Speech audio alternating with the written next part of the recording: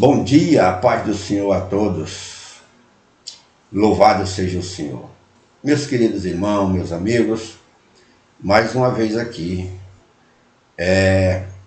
dependente da paciência de todos, mas que querendo trazer a compreensão, a nossa compreensão, uma reflexão que veio ao meu coração desde ontem estudando esse texto, e ele tem nos falado constantemente. Amém? O texto se encontra no livro, no Evangelho segundo escreveu João, no capítulo 6, os versículos 70 e 71, salvo engano. Isso. Que na versão NVI, que é a minha versão, que eu gosto muito, ela diz o seguinte, aleluia. Então Jesus respondeu: não fui eu que os escolhi, os 12, todavia um de vocês é um diabo. 71. Ele se referia a Judas, filho de Simão Iscariotes, que embora fosse um dos 12, mais tarde haveria de traí-lo. É triste, é complicado, mas era o propósito de Deus.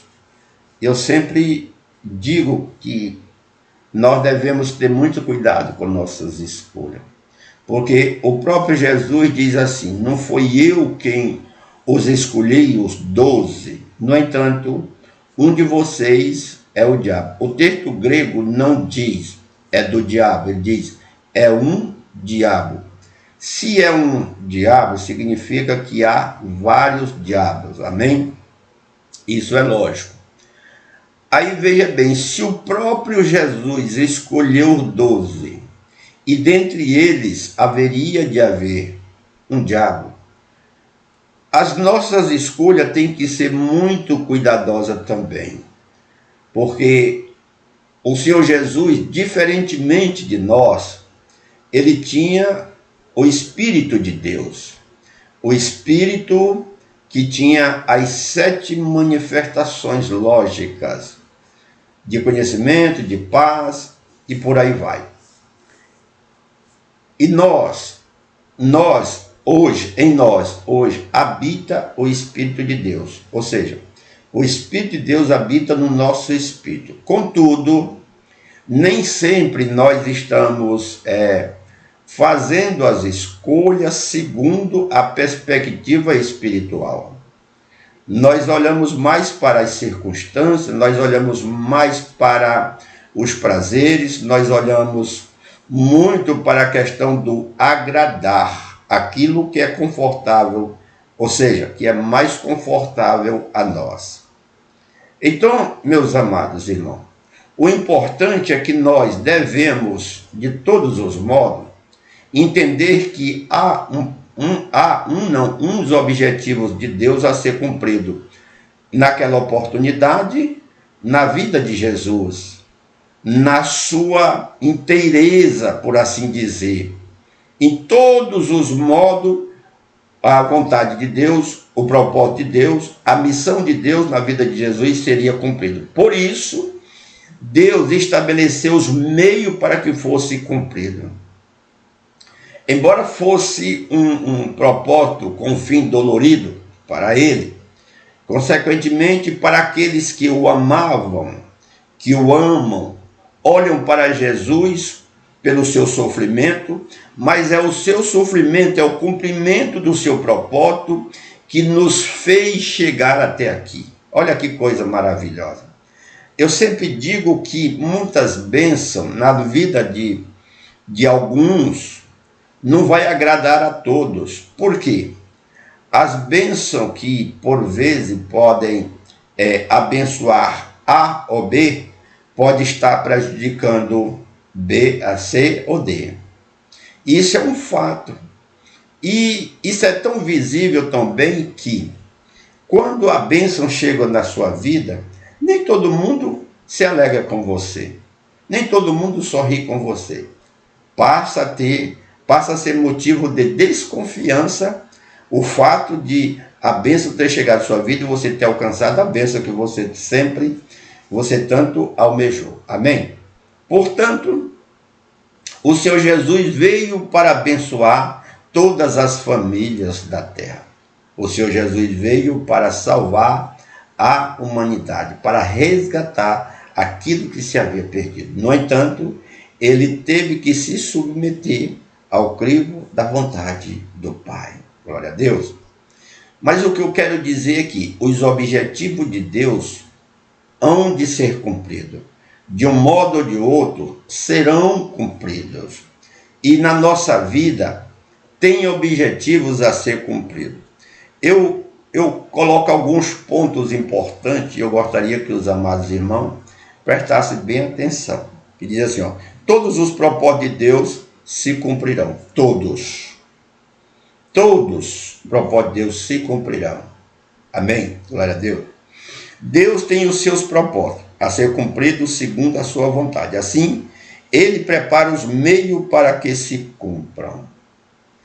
Amados, muitas vezes, Deus está tratando conosco e ele colocou as circunstâncias no nosso caminho para que o propósito dele seja completamente satisfeito. Isso é fato. Eu não sei pelo que você está passando, não sei o que você está buscando, mas busque primeiro o reino de Deus e sua justiça, e tudo isso lhe será acrescentado. Amém? Glória a Deus.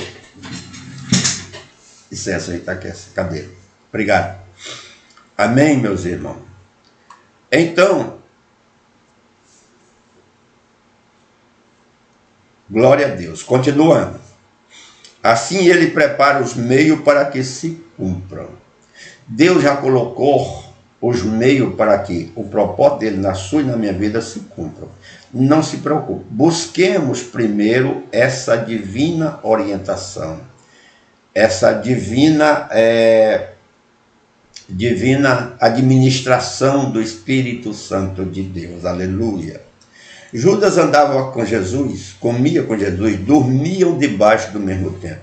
Isso indica que qualquer um deles poderia levantar-se contra ele, Jesus, a qualquer momento, pessoalmente. Qualquer um deles poderia se tornar um diabo e se levantar contra ele, mas teve que aguardar o momento oportuno.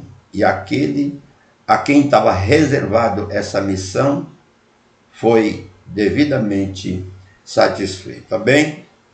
Porque havia um propósito a se cumprir. Glória a Deus. E diz mais, esta lógica nos ensina que os nossos inimigos podem estar muito mais perto de nós do que possamos imaginar.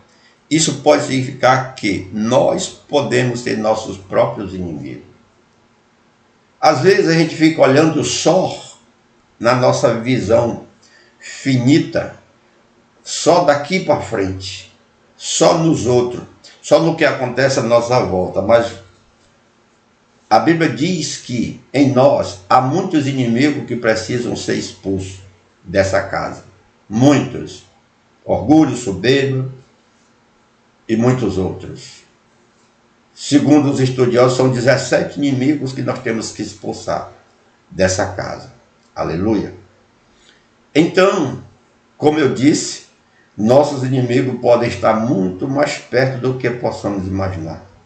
A Bíblia diz que a nossa luta não é contra a carne e sangue, mas sim contra os principados e potestades nas regiões espirituais da maldade. A gente quer discutir, a gente quer criticar, a gente quer falar do nosso próprio, do nosso irmão, mas a gente não olha para nós. E tem um detalhe importante que nós temos que prestar atenção, que quando nós apontamos o dedo para alguém, pode prestar atenção que tem 3 voltados para nós e 1 para Deus. Olha que coisa. Ou seja, significa dizer que a nossa responsabilidade diante dos fatos e circunstâncias são muito maiores do que a do próximo, a do nosso irmão. Amém, meus queridos? Glória a Deus. Continuando. Numa perspectiva mais abrangente, esses inimigos não são apenas nossos, mas principalmente de Deus. Olha que coisa. Mas principalmente de Deus. Por quê? Porque esses inimigos querem pedir o cumprimento do propósito de Deus na nossa vida. Então eles são inimigos primeiramente de Deus. E eles se colocam no nosso caminho como obstáculo para que não se cumpram a vontade de Deus em nossa vida. E aí que nós temos que a sabedoria, a inteligência espiritual para saber como, quando e a quem recorrer. Recorrer àquele que de fato podem nos guardar, pode nos dar força, pode nos ensinar, pode nos orientar a saber como andar nesse caminho. É uma jornada bastante árdua, meus queridos, porém, é uma jornada com vitória garantida. Aleluia. A Bíblia diz que aquele que está no mundo, aquele que está em nós, é maior do que aquele que está no mundo. Isso é fato. Aquele que está no mundo já foi derrotado por nosso Senhor e Salvador Jesus Cristo na cruz. Resta apenas nós correr para Ele, confiar nele, buscar nele sempre. Amém? Jesus é o nosso provedor. Repito, Jesus é o nosso provedor. Amém? Glória a Deus. Nas nossas escolhas, muitas vezes podemos escolher um diabo e não percebermos as nossas escolhas. Jesus era Deus, conhecia todas as coisas, mas disse, eu escolhi vocês, no entanto, um de vocês é o diabo. E nós, que não temos a mesma perspectiva de visão, de conhecimento e sensibilidade que Jesus tinha, como não será nossas escolhas? Como nós estamos fazendo nossas escolhas? Nós estamos tendo o devido cuidado, meus irmãos. Às vezes nós podemos estar servindo nossa família com esses diabinhos que a gente serve, que a gente dá, presenteia nossos familiares, nossos amigos. Eu gosto do texto bíblico que diz que, vamos já chegar lá. A Bíblia diz, Mateus, meu Deus, não anotei. No livro de Mateus, diz assim, se vocês, apesar de serem maus, sabem dar boas coisas aos seus filhos, quanto mais o Pai de vocês que está nos céus, dará coisas boas aos que lhe pedirem. Boas coisas. Eu quero destacar isso aqui. Boas coisas. Essas boas coisas que nós estamos servindo aos nossos familiares, nossos filhos. Qual é o nível de bondade nisso? Você tem que entender essa questão de bondade em dois sentidos. Na bondade de utilidade para a vida da pessoa, ou na bondade, na qualidade do produto, do produto que você está servindo. Você pode escolher dar o melhor celular para o seu filho. Mas será que isso é bom para ele, você dar um celular de última geração para um filho de 1 ano? Eu acredito, meus irmãos, que é um dos grandes erros hoje, a pessoa dar uma moto potente para um jovem, seja ela de qualquer potência, para um jovem que não tem responsabilidade. Isso não é bom. A marca pode ser boa, o produto pode ser bom, a intenção pode ser boa, mas isso não será bom para o seu filho. Dar um celular de última geração para o seu filho é um ótimo presente, pode ser a melhor marca, porém, isso não será bom para o seu filho. E por aí também tem a questão da alimentação que nós servimos os nossos entes queridos. Será que isso que nós estamos dando boas coisas para os nossos filhos? Será que nós estamos escolhendo bem? Será que o que nós estamos servindo não será diabos? Nós temos que atentar para isso, meus queridos. Nós temos que ver essa questão. Nós temos que analisar. Nós temos que orar. Nós temos que buscar. Amém, meus irmãos? O versículo anterior é complementado com o versículo 12 do mesmo capítulo, que diz: assim, em tudo façam os outros o que vocês querem que façam a vocês, pois esta é a lei e os profetas. Aqui é a regra de ouro da Bíblia.